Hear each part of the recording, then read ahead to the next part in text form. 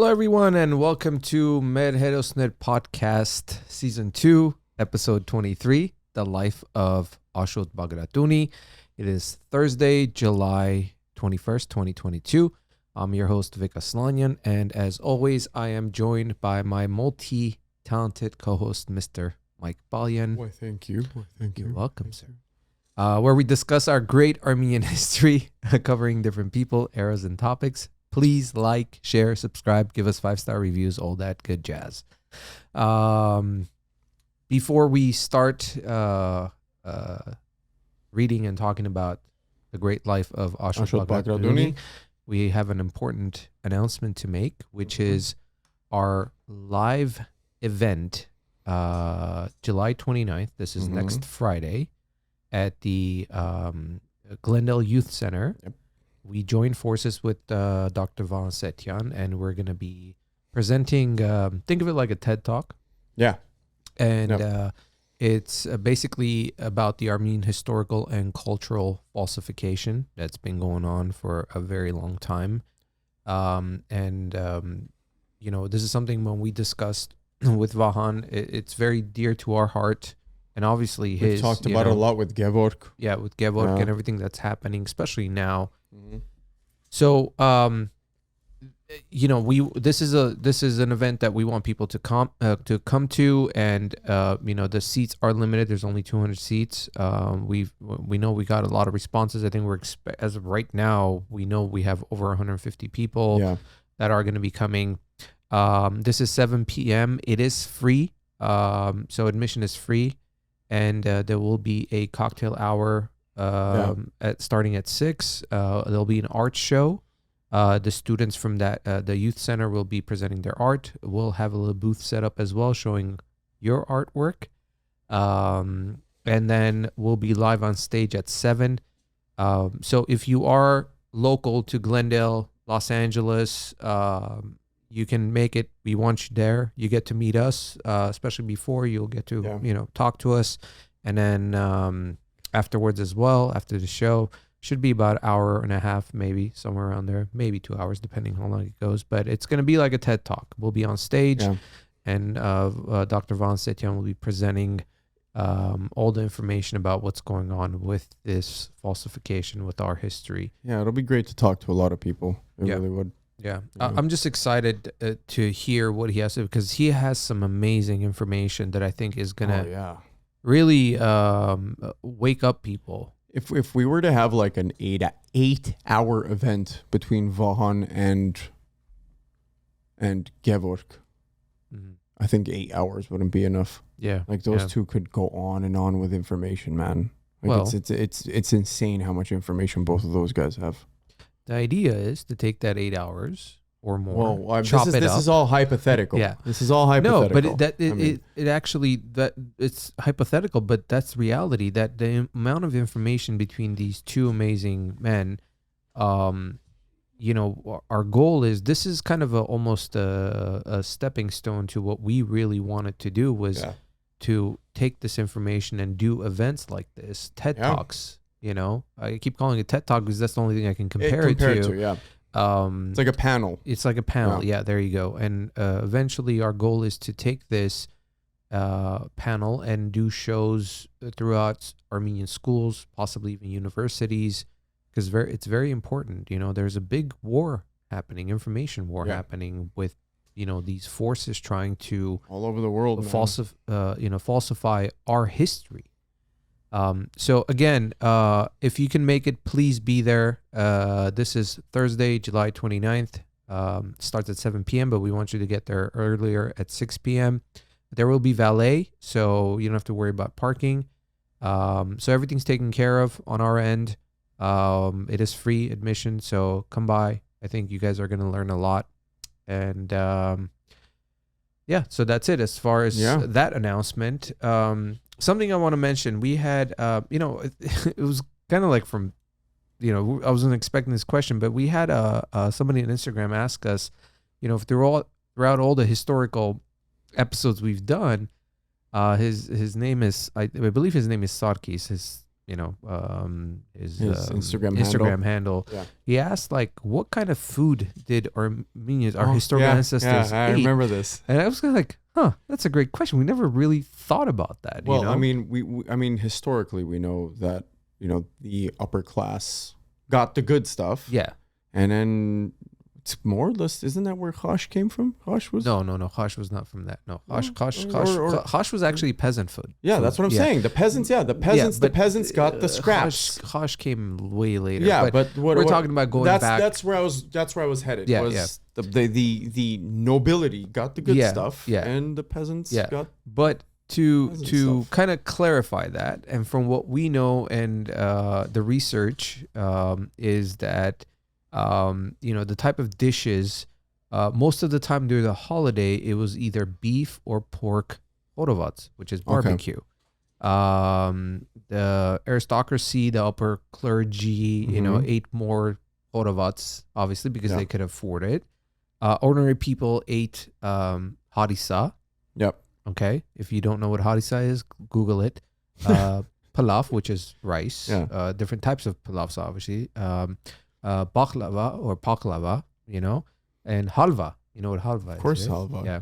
I used to eat that so much as a kid. So it was pretty much a very rich in grains and dairy diet, and that's pretty much that entire area, the Armenian Highlands. That's what it was. So with some meat, whoever could afford it, So like I said, the horovats is something that has come along from ages. So and the funny thing is, when I respond, I said, so every time you do horovats, remember that you're honoring your ancestors. You're eating like a king. You're eating like you're honoring your ancestors, the great kings and queens. So I like it. I like it. I mean, horovats is my thing. If I get every time I get an opportunity, it's like whose isn't? Yeah. Man? So that thank you for the question, Sadkis. We appreciate it, and hopefully this answer satisfies you. So today's episode, actually, no, forget about today's episode. Don't forget about today's episode. Before we get into today's episode, I don't know why I'm stumbling on this stuff. Next week, our live guest in the studio is going to be historian Hamlet Nersessian. If you guys don't know much about him, you can Google him. He will be in the studio with us. That'll be 7:30 p.m. Thursday, July 28th. And we're going to have some great conversation with him about some great historical events. We're going to talk about Armenian history in general. That's what the topic's going to be. Yeah. We're going to talk about the importance of it. Yeah, it's not going to be a specific topic. So, and hopefully he will be a frequent guest, because he is...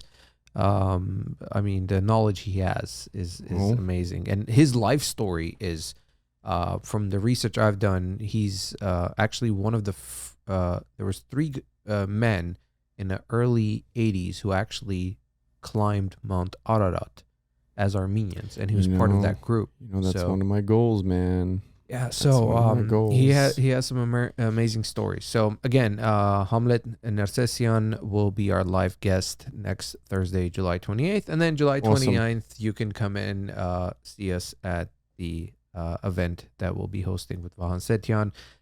By the way, I want to mention that event will actually air on YouTube. Now, that's not an excuse for you not to come. That's for the people you shouldn't have said it. No. It's for the people who I want our audience to know, because we have an international audience. Yeah.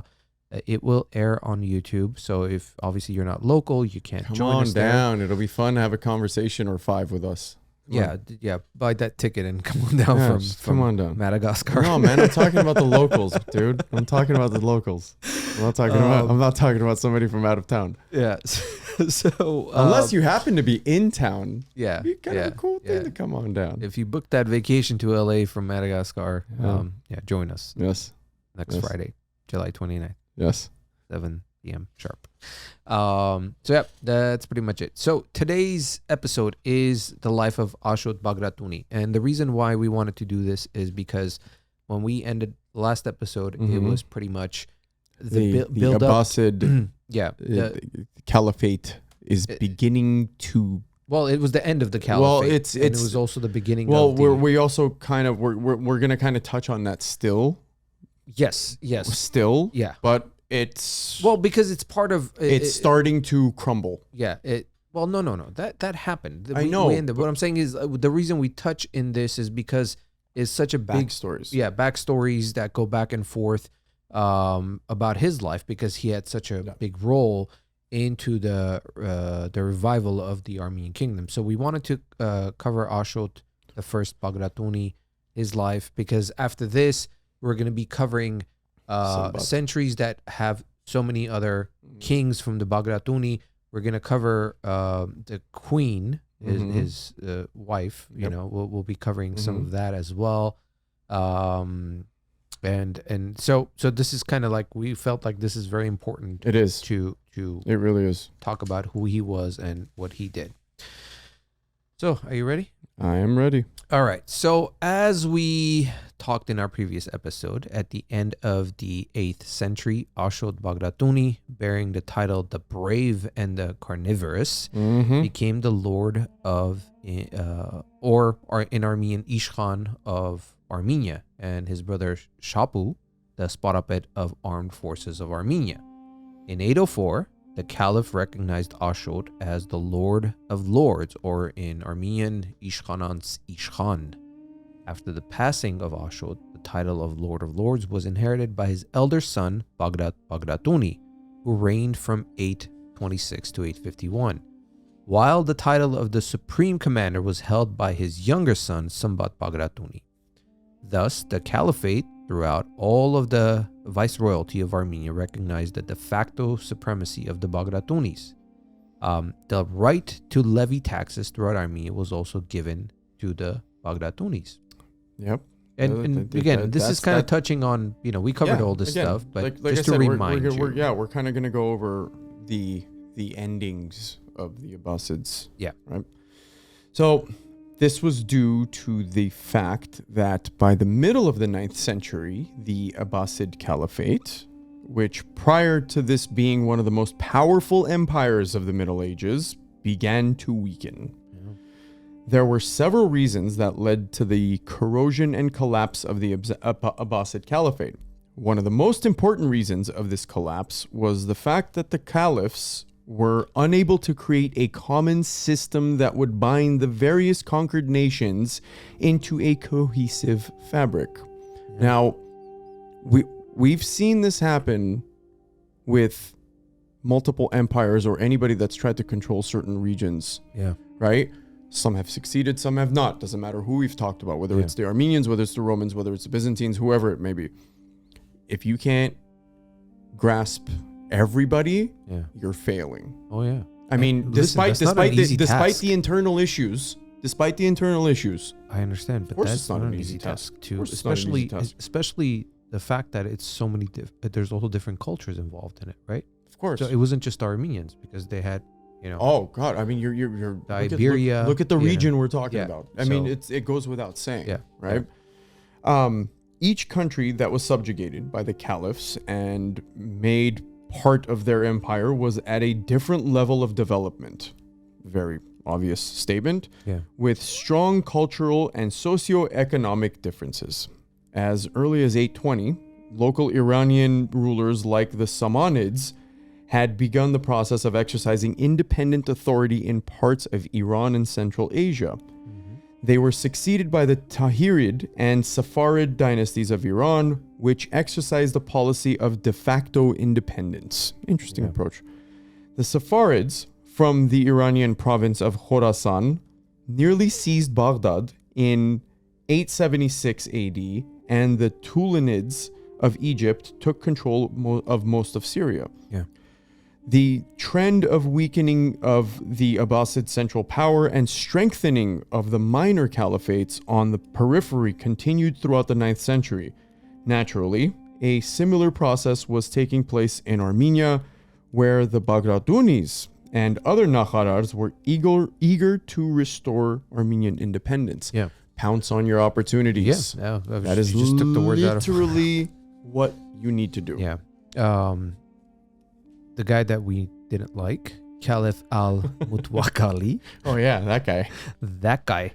who reigned from 847 to 862, tried to no avail avert the ongoing rise of the Bagratunis and the overall strengthening of Armenia. This in turn created an overwhelming reaction in Armenia and resulted in the uprising between 850 to 855.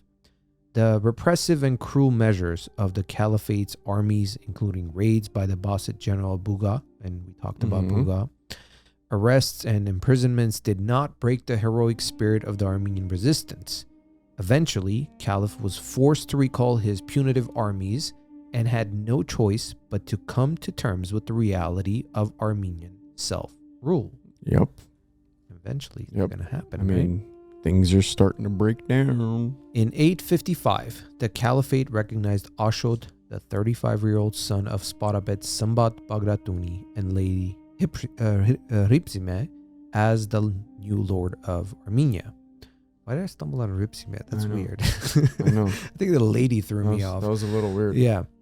Ashot was an extremely gifted leader who was destined to restore the kingdom of Armenia after nearly 450-year-old interruption. Yeah. Yeah, you can see. I mean, again, we're touching on the breakdown of the Caliphate. Walls are crumbling. Absolutely. Put a crack in it. Yeah. That's it. Even after the fall of the Armenian kingdom in 428, the main carriers of the concept of an Armenian statehood, the aristocracy and the clergy, remained intact. It was through their efforts that the national liberation movement was carried out against the foreign yoke. According to Armenian historians, the House of Bagratuni lineage dates back to ancient times. Yeah. The 7th century Armenian historian Sebios noted that it was Prince Bagrat who gave his name and established the House of Bagratuni in ancient times. According to Sebios, Bagrat was a Haikazuni prince. This I didn't know. This is interesting. Yeah. That is to say, a direct descendant of the House of Haik, established by Armenia's founding patriarch Haik. God, how did he trace that back to the lineage? That's really interesting, right? Like when we were going over this. Didn't Khorenazi trace? Yeah, which is super interesting though. Like I'm curious, like what. One day when I have time, what information he had. That's what I'm saying, right? I really want to see how they did that. Yeah, how he pulled it back to. Yeah. We're talking thousands of years, by the way. Yeah. This isn't a couple hundred years. Yeah. You know. Khorenazi notes that Sambat Bagratuni was a leading cavalry commander of Artaxerxes I the Merciful, who withdrew the Oronid dynasty, which we mentioned in season 1, episode 16, and its last king, Yervant IV, and established the new Artaxerxesian dynasty, which we mentioned in season 1, episode 18. Go back and listen to it, guys. Of Armenia in the beginning of the 2nd century BC.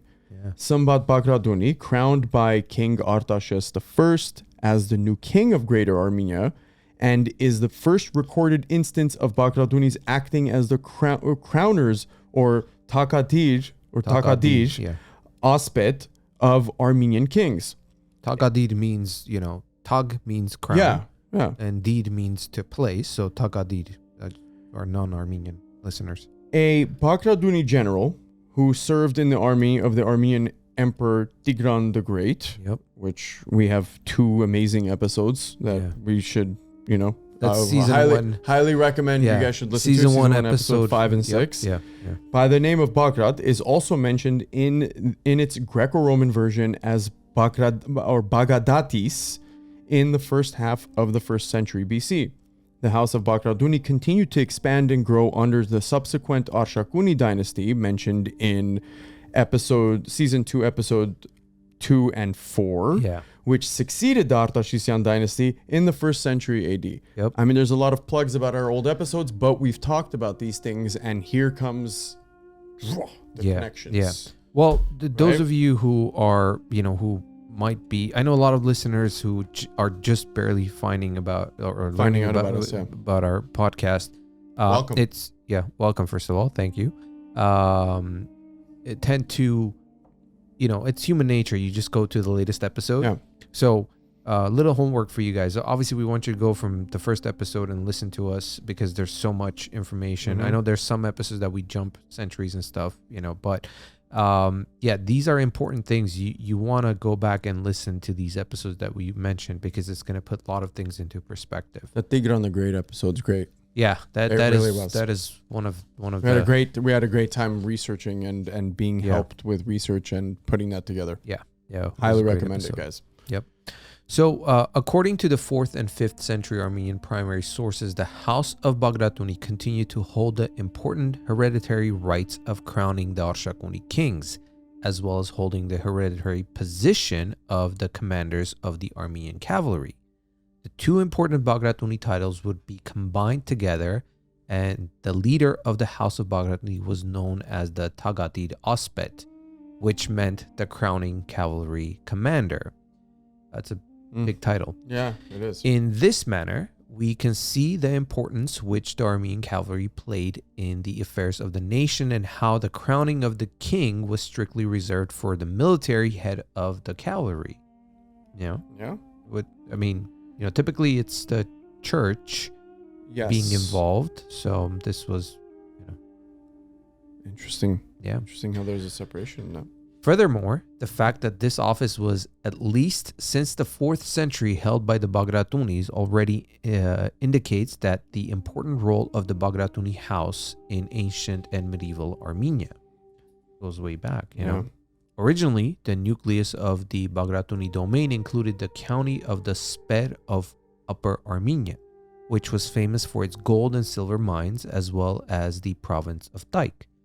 The noted Armenian Arabist historian Aram Ter Gevondian argued that the ancient times of the Bagratuni ancestral state of the land was located in the Akhsnik and Zopk province of Armenia.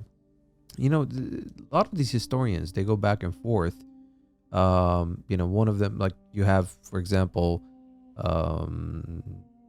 Gevondian, and then what's his name? Oh my God, I'm drawing a blank.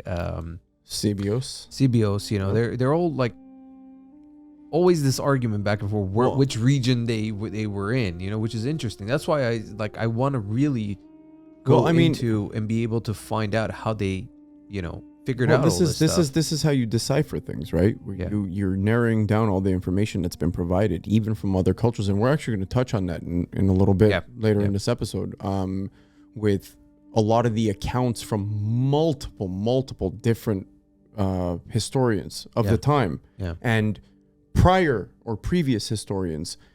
It's like Clue. You piece things together and you start coming up with the proper narrative, not making up history. Come up with proper narratives by exploring even other cultures and what they've written about. Let's say certain other cultures, right? No, that's true. The noted Armenian where am I? A number of linguists have pointed out that the name Baghdad itself derives from the root word of Bag, which means deity or god, while the latter, that meant given, hence Baghdad, literally meant God given. A later Armenian Christian variation of this name is Astvatzatur, which also means God given. The ancient Armenian altars inside the sacred temples, or mehians, were called bagins, that is to say, abode of God, while many of the place names throughout Armenia, such as Bagaran, Bagans, Bagnaid, Bagnis, Bagang, Bagaktun, Bagavan, Bagrich, Bagrevand, and others also included the sacred Bag root word. You got stuck with that this time. Yeah, no. But it's interesting, right? So how that Bag and then was always used later on with whatever it followed with. Bagavan. So Avan, what is Avan? Very literal. Huh? Yeah. Huh? Interesting. In 855, after the removal of Arab armies from the territories of Armenia, the Caliphate was forced to make new concessions. First of all, in 859, Ashot was granted the right to collect taxes from all of the territory of Armenia, which included Armenia, Iberia, and Albania. It's quite a honor. Yeah.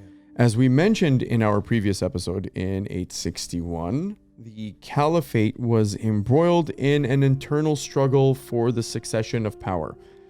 The effectively enabled various nations that were previously subjugated to the Caliphate to proclaim their independence. Ashot did not rush to action, for he wanted to take measured and diplomatic steps in restoring Armenian independence with a minimal loss of casualties and resources. That's speaking the obvious. Yeah. His calculations turned out to be correct. The Caliphate, in order to maintain a measure of influence within Armenia in 862, proclaimed Ashot as the Prince of Princes, which made him the de facto king of Armenia, Iberia, and Albania. Yeah. Armenia, Iberia, and Albania. That's a big area. Yeah. In that year, Ashot also united the county of Bagrevand with his domains after the passing of the ruling Mamikonian dynasty's head, Gregory Mamikonian. I got beer today. That's two, by the way. We mentioned it twice. It's got to happen, man. It's got to happen. Yeah. All right. In a council held in Shirakavan in 869, the Nakharars and the clergy unanimously supported Ashot's position of the restoration of the kingdom under the Bagratuni leader's rule. This was an important decision, I'd say so. However, it required another decade and a half of prudent work before the de jure recognition of Ashot by the Caliphate and the Byzantine Empire as the lawfully crowned king of Armenia. And we're going to get into that in a little bit, by the way, how the Byzantine Empire got involved in a very interesting fashion, actually. You got to give it up for the persistence on Ashot and everything that it was. But not to give away what we're going to talk about in a little bit. You would think, and I'll bring this up again, you would think he might have known about this. I'm kind of giving this as like a foreshadowing. Yeah. You know what I'm saying? Yeah. We'll get to that in a second, but you'll understand what I'm saying. Yeah. That he was playing his cards right. Oh yeah. 100% he was playing his cards right. He smelled it. Oh, 100. Oh, absolutely smelled it. As we mentioned in our last episode, during the reign of Caliph Mutawakil, God, I don't want to say this name anymore. You just want to kill this name. The Caliphate began to rely more and more on Turkic slave and mercenary soldiers who eventually rose through the ranks to become prominent generals who in 862 assassinated al-Mutawakil and in his place elevated his son al-Munatsir. We covered this turmoil last episode. Unfortunately, you have to mention his name again. Yeah. This in turn caused a chain of events which led to the period of turmoil and instability from which the Abbasid Caliphate would never fully recover. Again, last episode, you guys will know what we're talking about. Pretty long reign, though. Yeah. One guy ruined it all. Yep. As a result, it is not a surprise that as soon as the central government of the Caliph of Baghdad weakened, the different countries that made up of Caliphate raised the banner of national independence. I mean, among which was Armenia. As noted before, the 9th century saw the emergence of three prominent Nakharar houses, the Bagratunis, the Artsunis, and the Sunnis. The three prominent. Yes. It's funny. Everything we've read about, it's always Bagratunis, Artsunis, and Sunnis. You noticed? And the Mamikonians. Well, the Mamikonians. God damn it. That's not why I did it, but I just had to mention it. Sorry. It's fact. Yeah. These fact. three houses controlled most of the territory of Armenia. Of these, the Bagratunis were the strongest, controlled most of central Armenia, while the Artsunis controlled the province of Vaspurakan, centered in and around Lake Van.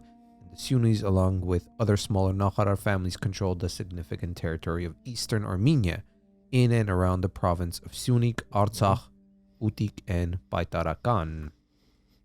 Keep mentioning Artsakh. Oh man, all right, I'm not gonna get into it. Yeah, let's not get into that. Yeah, the Sunnis and other lords. Well, actually, we'll get into it. We when know. We just know. We the just know. falsification. Okay, we part. just know. Next Friday, 7 p.m. The Sunnis and other lords were closely allied with the Bagratunis of central Armenia.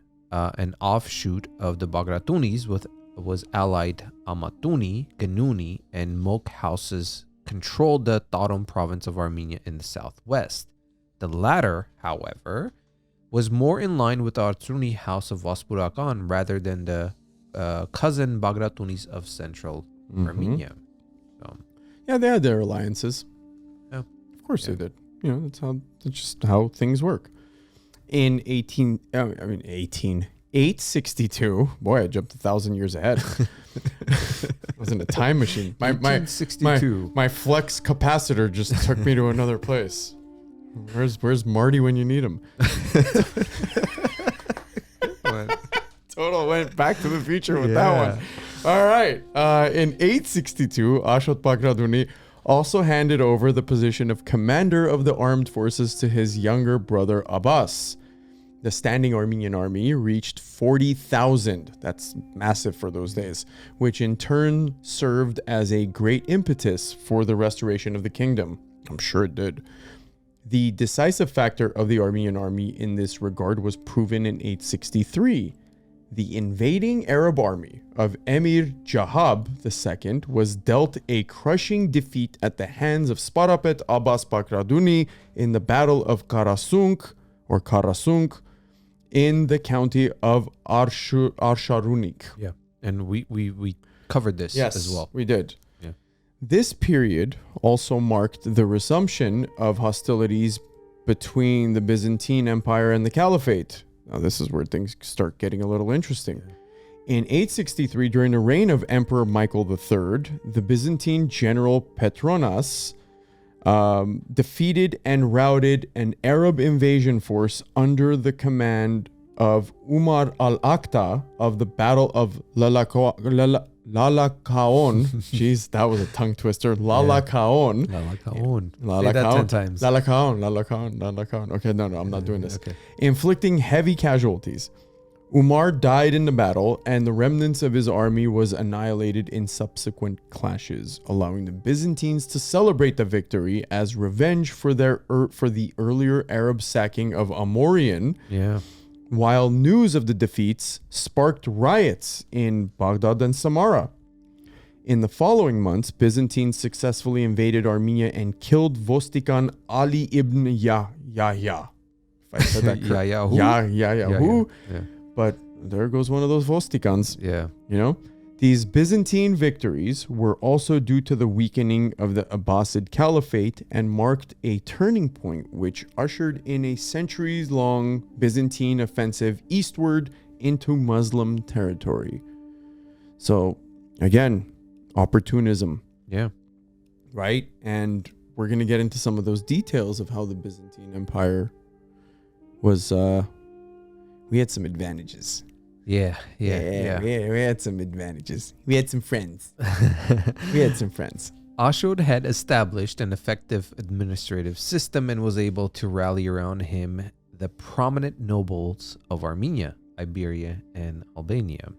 The friends. Those friends you keep talking about. The friends, yes. He maintained a balanced approach, both in the domestic as well as foreign policy. Soon, in the international arena, a new development took place which was beneficial for the reestablishment of Armenian independence. In 867, the new emperor of Byzantium became Basil, or in Armenian, Barsegh I, who was of Armenian extraction. Again, remember the name. Yeah. Remember the name Basil. That year marked the establishment of the renowned Armenian Macedonian dynasty of Byzantium, which ruled the empire until the middle of the 11th century. Basil I revived the Byzantine Empire into a regional power during a period of territorial expansion, making the empire the strongest power in Europe, with an ecclesiastical policy marked by good relations with Rome. Basil, or Barser, allied with the Holy Roman Emperor Louis II against the Arabs, and his fleet cleared the Adriatic Sea of their raids. In order to improve the Armeno-Byzantine relations, Emperor Basil the first in 869 sent a delegation which began discussing the communion of the Byzantine Orthodox and Apostolic churches. This proposition was discussed during the council held in Shiragavan. Ashot Bagratuni rejected the offer, but pointed out that he was willing to forge. I can turn my page. I can tell you what he was trying to forge. Closer political ties with Byzantium. So he knows what he's doing. Yeah, he's playing his cards right. But like I said, he knows he's got friends there. Yeah. Right? He knows he's got friends there, but he's playing his cards right. Yeah. The same year, a council of Armenian nobles and church leaders were invited by Catholicos Zacharias I of Zag, who was also chaired the meeting, I should say. The council decided to proclaim Ashot Bagratuni as the king of the restored kingdom of Armenia. In order to avoid military confrontation, the participants of the council had asked the caliph to recognize this decision. Yeah. The caliphate found itself in a predicament. Of course they did. Yeah. The re-establishment of the Kingdom of Armenia under the powerful House of Bagratuni was not in the interest of the Caliphate. However, on the other hand, the rejection of the decision of the Armenian Council would bring the latter's resentment and would surely lead to another uprising. Yes, it would. So, yes, it would. Which way do you go? Tactics. Which way do you go? Caliphate? I'm not a war tactician, so I can't answer that question. But tactics. Yeah. You can tell it's tactics. The Armeno-Byzantine relations under the Armenian Emperor. Do I need to slow it down? Armenian Emperor. Do I need to change your voice? Basil the First yes. had greatly strengthened, and the Caliphate did not want to see the Bagratuni rulers of Armenia end up in the camp of their enemy. See? Friends in high places. However, the Caliph did not rush to recognize the independence of Armenia. Nevertheless, throughout Armenia, Ashot Bagratuni was already considered the sovereign ruler of the Kingdom of Armenia. This is verified by two contemporary lithographic inscriptions. In an inscription made in Sevan in 874, Ashot is already called, and I quote, the King of Armenia. Yep. Doesn't get any more basic than that. And in an inscription made in 879 found in Garni, his wife, Katranid, is called the Queen of Armenia. And I quote, can't get any more basic than that either. Which will cover her, by the way. Yes. Yeah. The noted inscription was made on the facade of the Church of the Holy Apostles of the Sevanavank monastic complex, which was erected in 874 in honor of Princess Mariam, the daughter of Ashot I, and the wife of Lord Vasak Gabur of the House of Suni. The monastic complex is situated in the peninsula of Lake Sevan, known at the time as Lake Geram, and is made up of the twin churches of the Holy Apostles and John the Baptist. Yeah. You see, like, the intertwining, the connections. Are you kidding me? Like, this is getting biblical. Yeah. Ashot I also wed two of his daughters to Artsuni lords, Gregory Derenik and Vahan. All about that marriage connection, we've seen this throughout history, not just Armenian, how important these marriages are. Most notably, Ashot's eldest daughter, Sophie, wed with Prince Gregory Derenik Artsuni in order to reconcile and unite the Bagratuni and Artsuni houses. There you go. In addition to three daughters, King Ashot and Queen Katranid also had four sons, Sambat, Sahak, David, and Shapu. Sambat, being the eldest son of Ashot I Bagratuni, inherited the crown of the kingdom, and after the passing of his father became the new king of Armenia in 890, while his brother Shapu became the Sparapet. Now, not coincidentally, prior to the international recognition of Ashot Bagratuni as the king of Armenia, the Byzantine patriarch Othius I, the Great, addressed him as the most noble, distinguished, powerful, primary, and sublime. The Caliphate wanted to restore the conspiracy in order to, or resort to a conspiracy in order to thwart the ongoing rebirth of Armenian independence. Of course, the Caliphate appointed. I feel like it's that evil, just never gives up. Like, the bad guy. Oh, the Caliphate? Yeah, just keeps coming back. Of course they're not going to give up. Back. Like, what? You think they're just because they started to fall apart, they're just like, all right, we're done. We're out. Bye. No, I know, but it's just like, it's annoying. It's annoying. Oh. The Caliphate appointed Vostikan Ahmad was sent to Armenia in order to carry out a plot against Naharars. Okay, back to what you just said really quick. If you really think about it, we were annoying too to other people. We just never stopped. Well, yeah. I mean... But no, we were annoying to get our independence. Well, that's what I'm saying. So imagine they're trying to get back what they lost. But it was never theirs. We're trying to get back what we lost. But it was never there. I understand that, but there's a difference. I get the game back and forth. I'm not arguing what you're saying. Yeah. Same concept. It's like we were probably annoying as beep to them. Other people. But good. We had a reason, They didn't have our reason. lands. Our land. Yeah, our land. It's always been our land. However, Ashot had created a vast network of informers who had found out about the planned scheme and had notified the king. In 875, he arrested Vostikan Ahmed, disarmed his army, and in a disgraceful manner expelled him from the borders of I'm still Armenia. having trouble accepting Vostikan as like a very high Pashton. Yeah.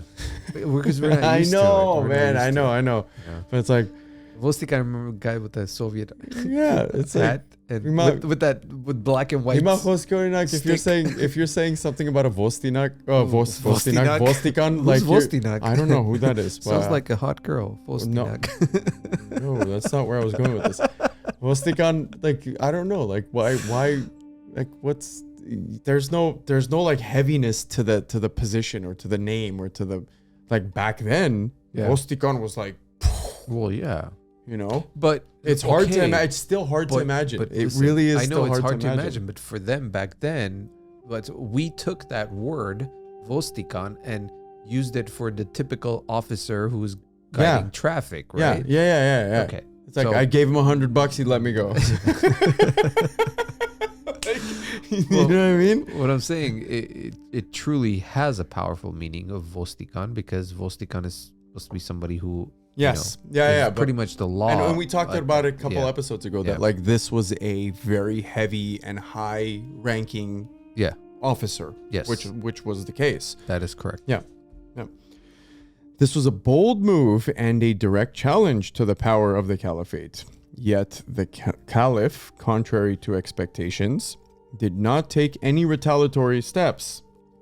After these events, Emperor Basil I sent yet another delegation to Armenia.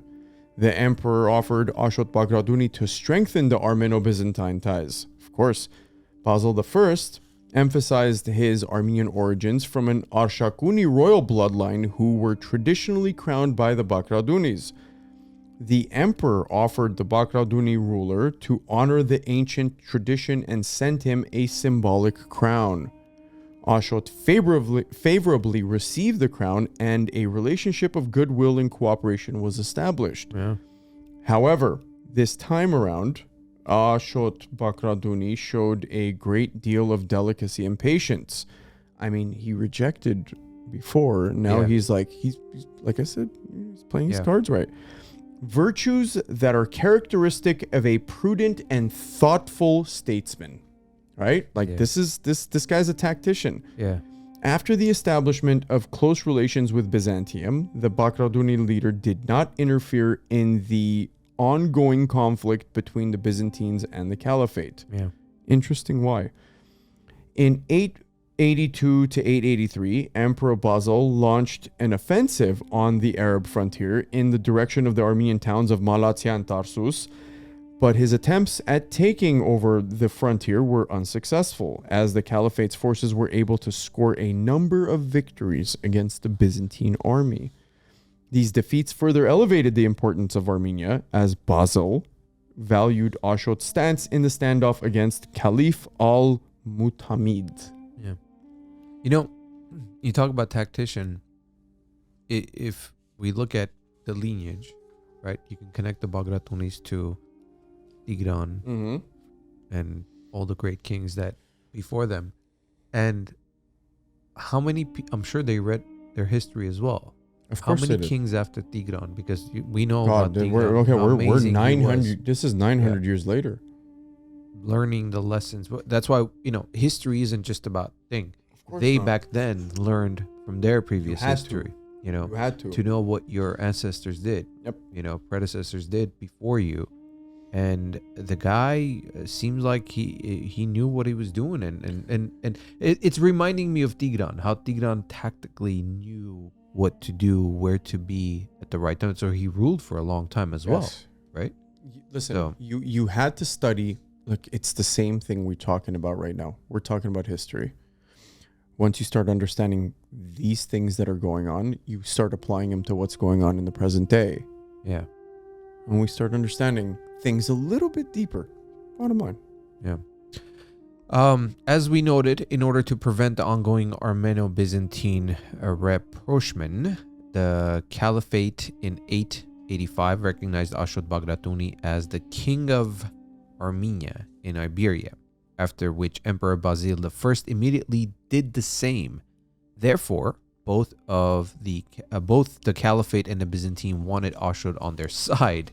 In fact, that was skillfully used by the Bagratuni leader to make sure that his coronation was recognized and supported by both sides. I mean, obviously. Yeah, why wouldn't you? On August 26th, 885, the city of Bagaran in Arsharunik County, Ashot Bagratuni was crowned as the king of the restored kingdom of Armenia. The coronation rite was conducted by the contemporary Catholicos Georg of Garni. Finally, the 30-year-old struggle of Ashot Bagratuni came to its realization. The kingdom of Armenia, which had fallen some 450 years earlier, had been reestablished and was reorganized by the great power of the period. This event was an important milestone in Armenian history, also due to the fact that it opened the way for a new cultural, economic, and national revival, which could only be fully assured in an independent and free country. And we've talked about this. Yeah. Every Nakharar of Armenia fell under Ashot's authority. The Vin and the emirates of Manazakert and Karin, Koy, and Salmast were also forced to admit to Ashot's control, basically. The emir of Manazkert, who tried to resist, was swiftly defeated and was forced to submit to Ashot's rule. Wonder why. Greed, maybe? Possibly. After the death of Gregory Denerik Artsruni in 887, Ashot placed his own grandson and the Gregory Denerik's son, which is Ashot Sarkis Artsruni, under the rule of Gagik Artsruni as the ruler of Vaspurakan. Ashot, I wonder at what age, I wonder, his grandson. He might have been a young kid, Had to be young. Yeah. Late At teens, least early 18 years, 20s. yeah. In 887 and 888, Ashot supported his nephew Artnerse IV of Iberia in removing Bagrat I Bagratuni of Abkhazia from power. Ashot crowned this name Artrese Bagratuni as the new king of Iberia. Sorry about that, guys. Sometimes these names are just letters where you're like, how did you put this together? Yeah. Artrese.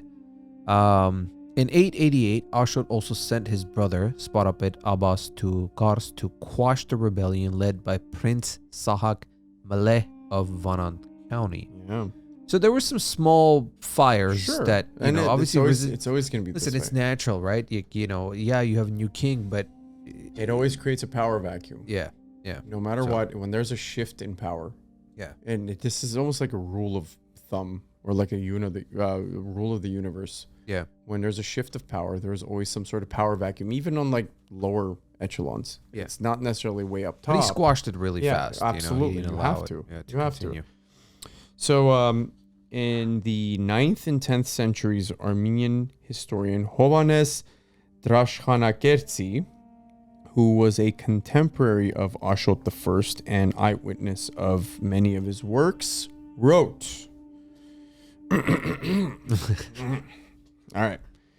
In all of the Armenian valleys, King Ashot established farms and barnyards, and where the weather permitted, built orchards and gardens. The king in general took great care to elevate our people to a dignified position in the newly restored Kingdom of Armenia. Oh, that was good. Is that good? Is that all right? Yeah. Is that acceptable, Coach? Yes. All right, Coach. While the 11th... Get back in there. Get back in the game, damn it. While the 11th century Armenian historian Stepan of Taron, also known as Asorik, or the Teller. The Teller. Not a bank teller. No, not a bank teller. The Teller. The teller. It's almost like he had like supernatural futuristic... I feel like he had like this very was like the soft voice. No. I feel like he was Nostradamus, the Teller. He told... The Teller. Yeah, okay. I don't know. I'm picturing it with a very in his soft voice. In his universal history, wrote, and I quote, "For 30 years before the restoration of the kingdom." Hold up. I'm sorry. The teller doesn't talk like that. So wait, do I have to wait? I'm just kidding, bro. Go. Wait, does the teller have a soft voice? I'm thinking he's the teller. He's soothing. He's like okay. Ted Ziegenbusch on Coast 103. What is that? Love songs. For 30 years before the restoration of the kingdom, Ashot was the Lord and the Lord of the Lords of Armenia and Iberia. He was acknowledged as victorious against all of the neighboring nations. He rekindled the Holy Spirit of the monasteries and expanded the Armenian churches, for he was handsome, humble, immaculate, and lived an irreproachable life, and with his unimpeachable conduct, according to all, was pleasing to God. Amazing. Was that good? That was really good. Yeah? I think you're gonna get some All right. girls reaching out to you, man. All right. I mean, I don't know if that was good, but whatever. Anyway, it worked. It worked. It worked with the teller. Wow. The teller. The teller, yeah. Yes. The Byzantine emperor and historian Constantine VII, Porphyrogenitos. Wait, let's try this again. Wait, Porphyrogenitos. Yes, I said it right. Who ruled from 913 to 959. That's a long time. Yeah. Noted that, and I quote, "All of the eastern territories are held by the Lord of Lords Ashot." That was it. Most of the Armenian territories, except Lesser Armenia, Upper Armenia, and Sophene, that were part of the Byzantine Empire, along with some of the southern Armenian provinces that were within the Caliphate's vice regency of Al Jazeera, not the corrupt publication. Sorry, I had to throw that out there. Or Mesopotamia, were united under Ashot I's rule. Well, there goes our sponsorship from Al Jazeera.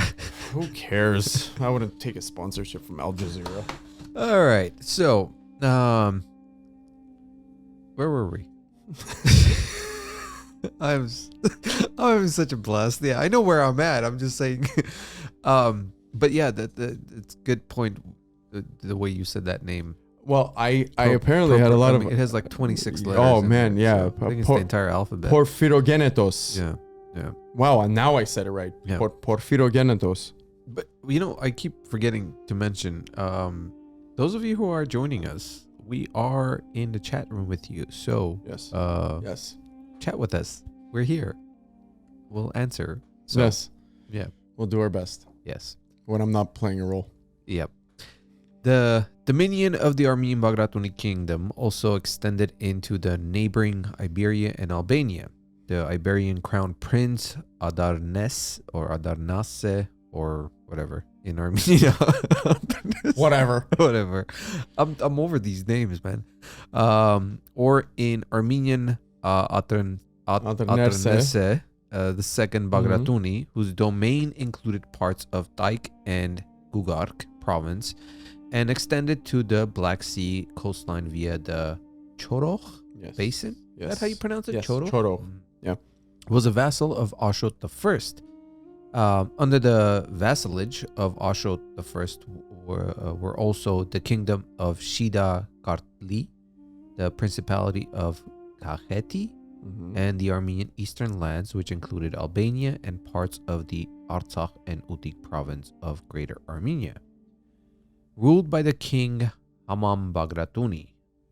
So, Hamam Bagratuni, well, man, I don't know. Sometimes, like, just like when you look at the periods, like who ruled where, it's so many where you're just sometimes you get lost. There's a lot of people, especially with the same last name. You know, the Bagratuni king's supremacy was also recognized by two small Arab emirates, the Kaisats and the Utamanids, that were established around 860 on the northern shore of Lake Van. Ashot Bagratuni, with the help of Sparapet Abbas Bagratuni in 863, defeated the Kaisites and at the Armenian town of Manasgert and forced Kaisat Emir Abul Ward to recognize his suzerainty.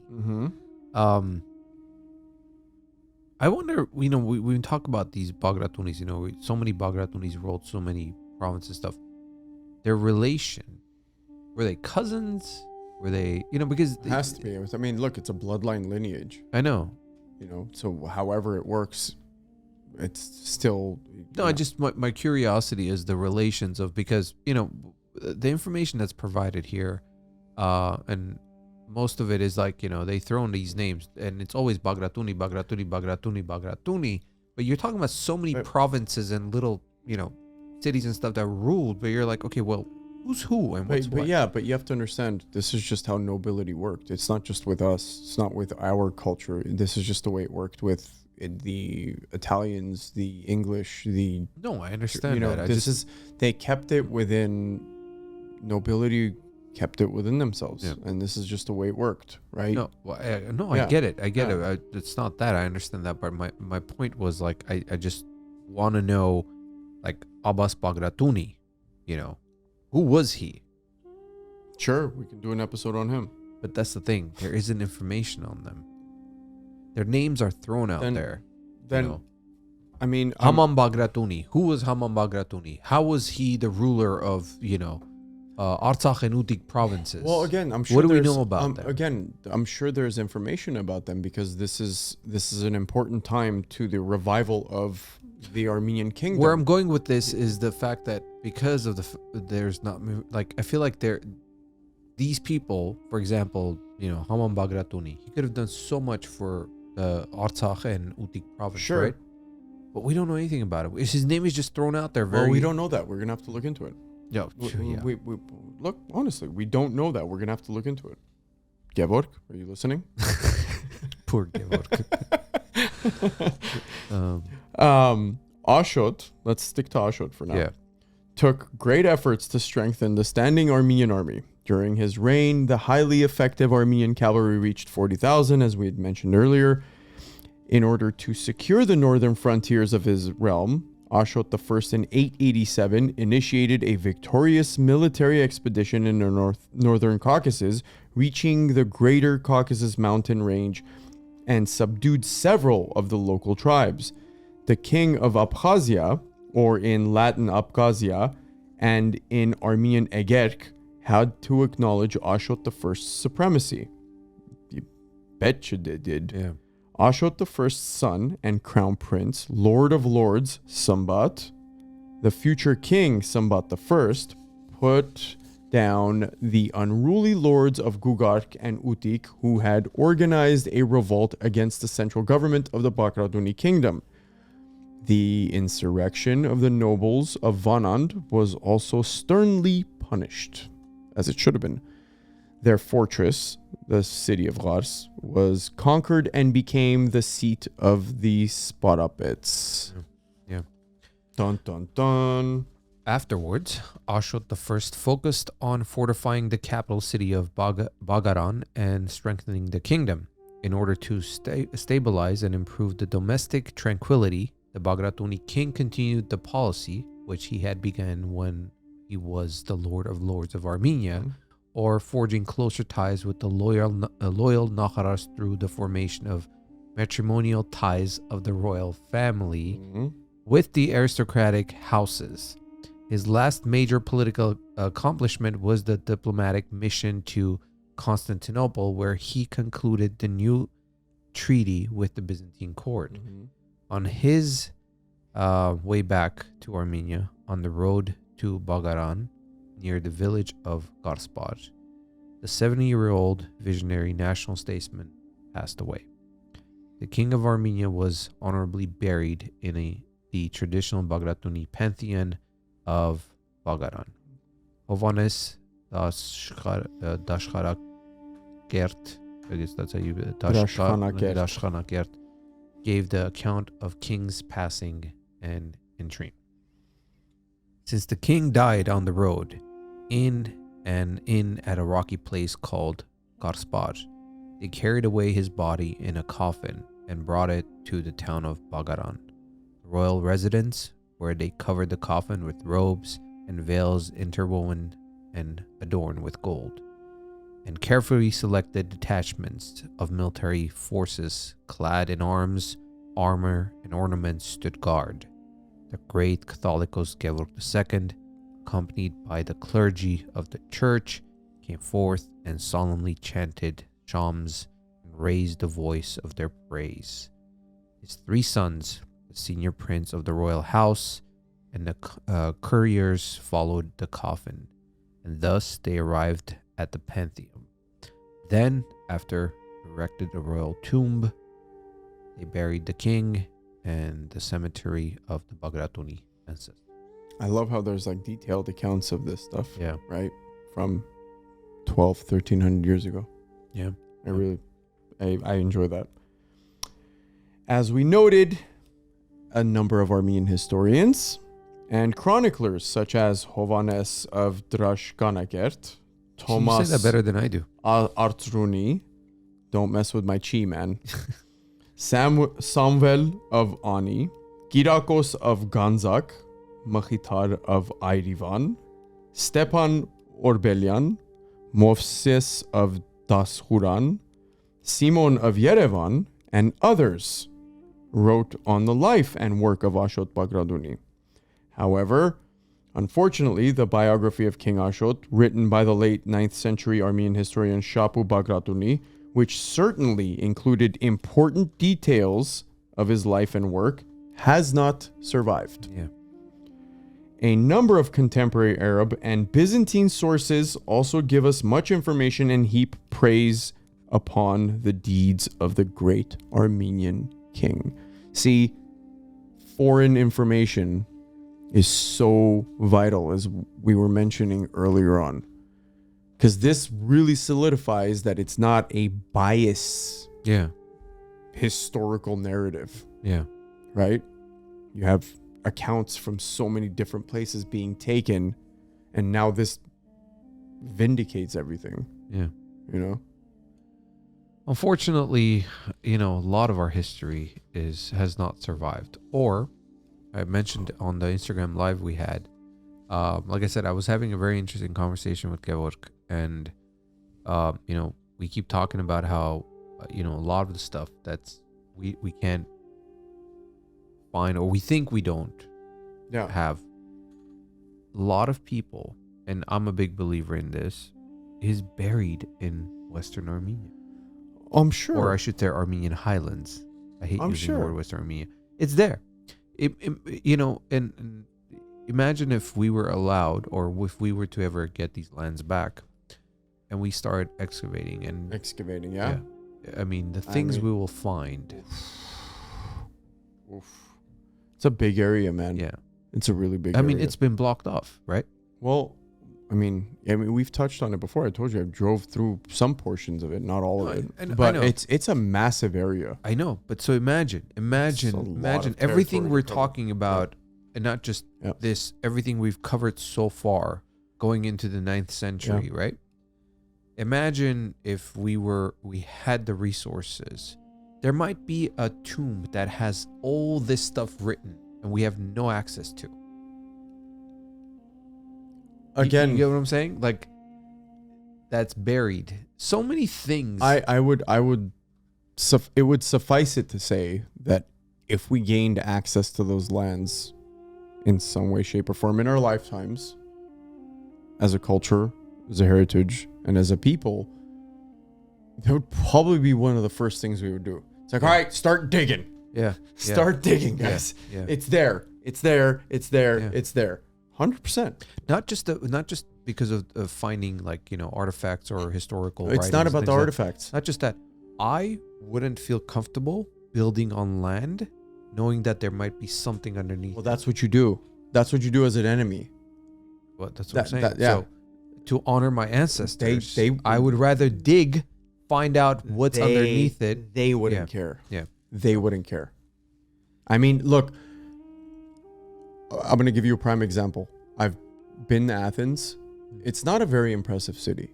If you look at it from like a metropolitan standpoint, like beautiful architecture, whatever. Yes, there's a lot of the old stuff that you see here and there, right? But if you really think about what current day Athens is built on, is literally like 2 layers of ancient history that the Romans built over, and now you have modern buildings over it. Yeah. What's buried maybe, I don't know, 60, 70 feet below, possibly, I might be wrong with this measurement, is ancient Athens. Yeah. Right? What we know of ancient Athens. Yeah. It's not what you see now. Not even close. It wasn't like it was demolished and you have these modern buildings that went up. No, it's all underneath. Yeah. The Romans took over and sacked There's them. also the side of that, but it's the same thing with also with these guys. A lot of these areas that we talk about as far as being, Armenian Highlands, there are cities and things built over it right now, thriving cities. Yeah, absolutely.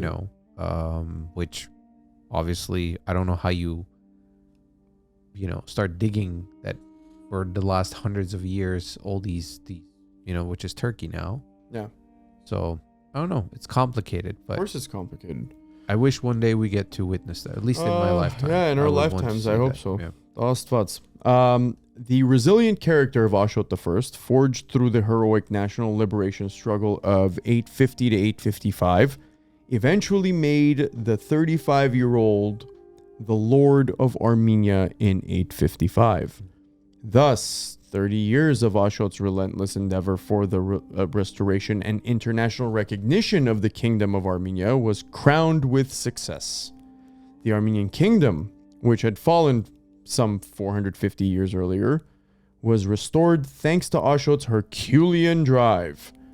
Due to his brilliant diplomacy, the kingdom was reestablished without an initiation of a major war. That is pretty impressive. Ashot I spent the last 5 years of his life as the sovereign of a revived kingdom and in commendable fashion passed down the torch of freedom to his successors. Yeah. I mean, a long time battling to finally get the recognition, and he got it. So Ashot I's son and successor, Sambat I, who reigned from 890 to 914, which is 24 years, received from his father a prosperous and powerful kingdom. As such, he was a worthy successor of his father. In 897, Sambat recognized Arnas II Bagratuni as the king of Georgia or Iberia and made him the second in charge of the Armenian kingdom. With that step, the foundation was set for the establishment of the Bagratuni dynasty of Georgia, which became one of the junior branches of the Armenian Bagratuni dynasty. Around 904, Sambat Bagratuni made a military expedition towards the Caucasus Mountains, forcing King Constantine III of Abkhazia to recognize Sambat I's supremacy. The King Sambat earned the title of the Universal, which was also carried by his successor Sambat II and Hovhannes Sambat. Universal.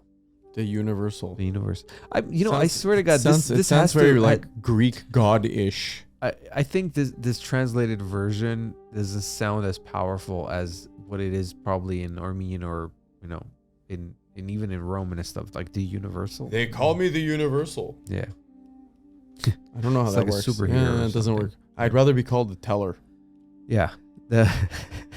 With that soothing voice. The continued failure by the Caliphate in trying to prevent the reemergence of Armenian independence finally made the Caliph acknowledge Ashot II, the grandson of Ashot I and the son of Sambat I, as Shahana Shah, or the King of Kings of Armenia, a title which continued to be honorable and held by Ashot II's successor. We've heard that phrase before. King of Kings. I mean, that goes all the back to Tigran, Yes. So.